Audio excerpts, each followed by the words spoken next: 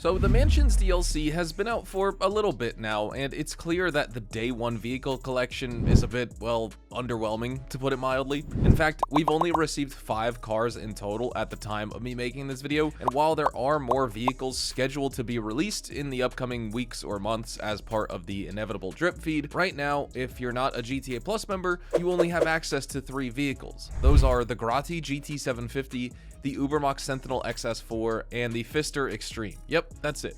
And if you are a GTA Plus member, you also get early access to 2 new supercars, the Progen Louisa as well as the Vapid FMJ Mark V.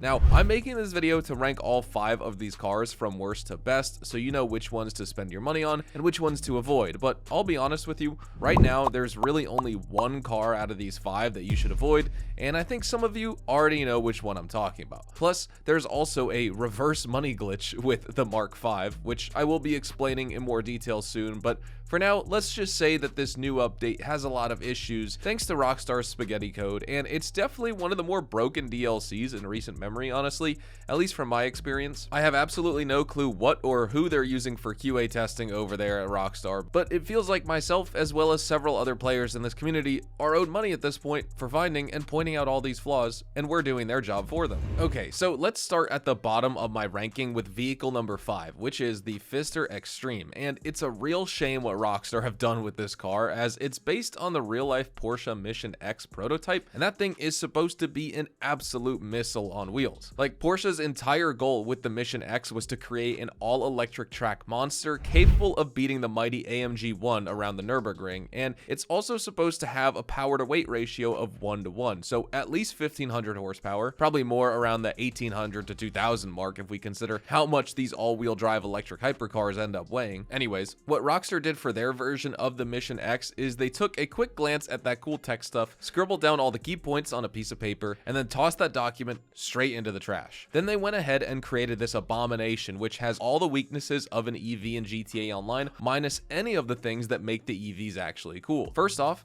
it handles like a lead bathtub on roller skates. No, scratch that, actually. A lead bathtub on roller skates probably still handles better than this thing, because if you think you can get anywhere close to that 127 mile per hour top speed while even taking a slight curve along the road, you'll definitely just slide right off and end up in someone's barn about 300 meters away from the road. And to make matters worse here, if you dare to install aftermarket mirrors on your $2.9 million electric hypercar, mind you, you'll turn the Fister Extreme into an even bigger potato than it already is. It's going to clip on speed bumps, get stuck on curbs, fly off into low orbit if you catch even a little bit of air while going fast, and this is the very same type of bug that we had with the Ocelot XA21 as well as the overflawed Xeno, so it's good to see that Rockstar still haven't changed their old ways after all these years. Am I being a little too harsh on the Extreme? Maybe, because I know there are a lot of folks out there who probably like this car and think the only thing wrong with it is the mirror glitch, but I just can't find any redeeming quality in it. It doesn't have the acceleration properties of the Cyclone 2 or even the Amani Tech armor upgrades of the Virtue. It sounds like an electric toothbrush, which wouldn't be so bad if it looked any good, which I don't think it does. That front end is honestly quite boring, and the customization options outside of a few cool liveries aren't all that great either, and you don't even get HSW upgrades to turn this thing into a track beast like the La Carouse. If it had Amani Tech, if it had HSW speed, I could see why this car would be good, but right now it's the only vehicle from the new DLC that I don't recommend buying, which is why it rightfully occupies the absolute last spot on this list. Okay then, with that out of the way, let's move on to vehicle number 4, and I've got to say there's a pretty enormous gap between this and the Fister Extreme. My next vehicle is the Ubermax Sentinel XS4, which at $1.4 million costs half as much as the Fister Extreme, but delivers twice the fun on the road. This is a super fun sedan from the 90s, and it's based on the E39 BMW 5 Series, which automatically gives it that retro cool factor. But once you get your hands on the XS4, you'll realize that it doesn't really handle like your typical Sentinel.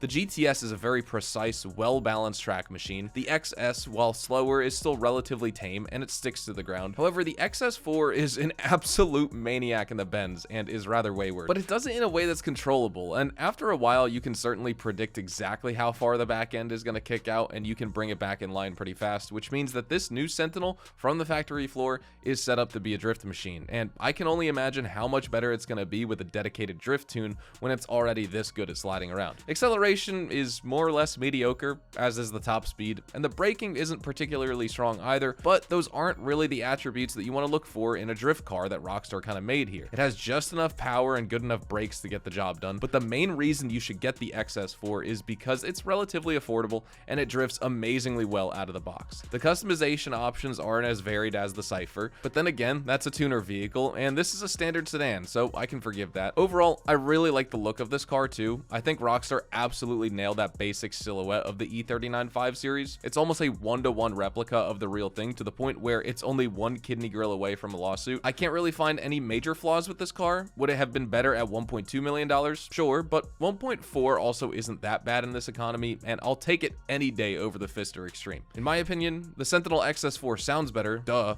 looks better, and feels better to drive. Moving on, in the middle of the pack at number 3, we've got the Grotti GT750, which is a brand new sports classic, and I think it's only an HSW upgrade away from beating the Turismo Classic, because this thing handles like an absolute beast despite being based on a 1960s GT car, the Ferrari 365 GTB4 Daytona, which certainly helps it in the looks department because the Daytona is easily one of the most gorgeous cars ever built, and it seems like Rockstar based it on the earlier version of the 365 GTB4, the one without those pop-up headlights. Once again, just like the Ubermax Sentinel XS4, this is a pretty reasonably priced car, and it's even cheaper at $1.2 million, which these days is a pretty good steal. The Turismo Classic is of course a better value at just $705,000, and it even comes with an HSW upgrade, but I think the two aren't really directly comparable, as that car was released during a totally different time period and a different GTA Online economy at that. While this one is more in line with the prices of today, and if it were to get an HSW upgrade at some point, I'm pretty confident it could beat the Turismo Classic around the track because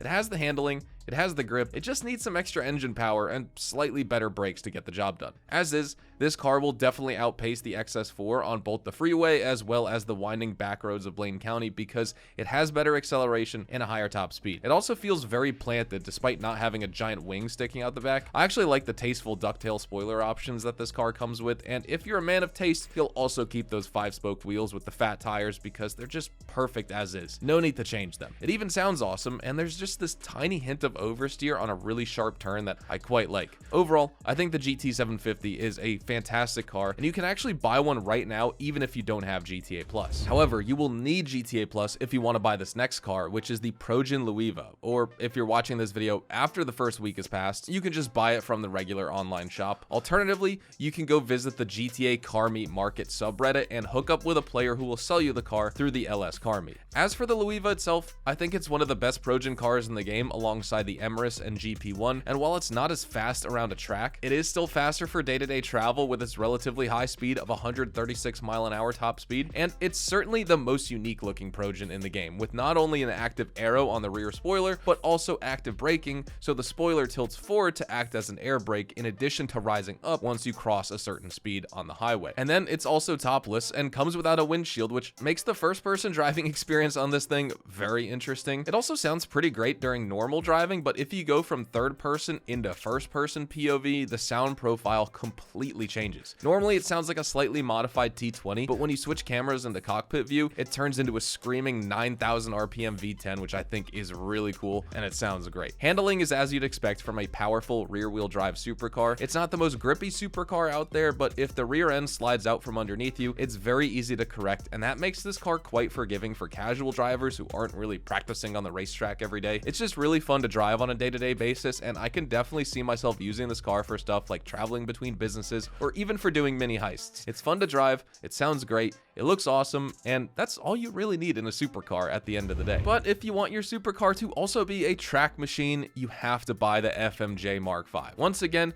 this is locked behind GTA Plus at the time of me making this video, but you can still get it through the LS Car Meet from someone who has GTA Plus, and Bruffy1322 has confirmed two things about this car. First, it's the new fastest supercar in the game, even faster than the HSW Niobe and the weaponized Ignis. And secondly, there's a major glitch with this car where if you leave the session and log back in, you will lose your HSW upgrade. I'm not kidding. Sometimes this will happen if you modify a different car in the same garage as your FMJ Mark V and log back in, and other times the game will randomly delete your HSW mods even if you haven't touched a different car. I suggest you watch Ruffy1322's video afterwards for more details on this glitch, but right now I'd be extremely wary of installing any HSW mods on this thing because there's no telling if it's gonna be there once you leave the game and you log back in. But that's not really a deal breaker because Rockstar is probably gonna patch it soon, right? Or at least I hope so, because they really like money, and once more players find out that their newest and greatest HSW supercar has a reverse money glitch, they won't be so interested in spending their hard-earned GTA dollars on a financial black hole, which will then put a dent in those shark card sales and GTA Plus subscriptions. Something that Rockstar definitely doesn't want to see happen. Now, usually with a money glitch in GTA Online, you magically make cash appear in your bank account, but with the FMJ Mark V's HSW bug, it's definitely the reverse money glitch, where cash magically disappears from your account every time you log off and log back in, and in return, you get nothing. So for now at least, I suggest sticking with the base car, which is still very fast and very good, and the main reason it's so fast is the insane aero. The Mark V sticks to the ground like it's got tires made out of super glue, and then on top of that, it also has excellent brakes, which allows you to turn in super late and carry all your momentum through those corners. It also accelerates really hard and has a top speed of over 155 miles an hour with HSW upgrades, although right now,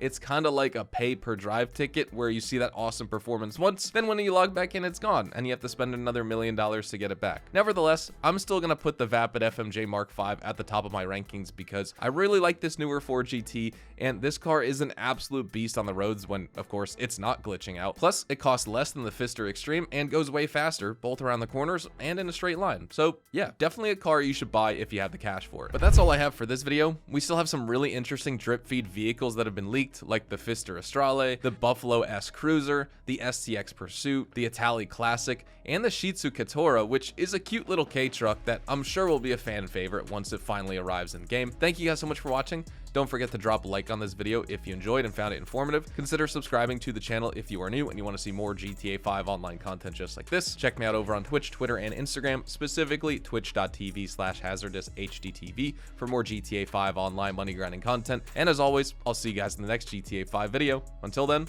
adios amigos.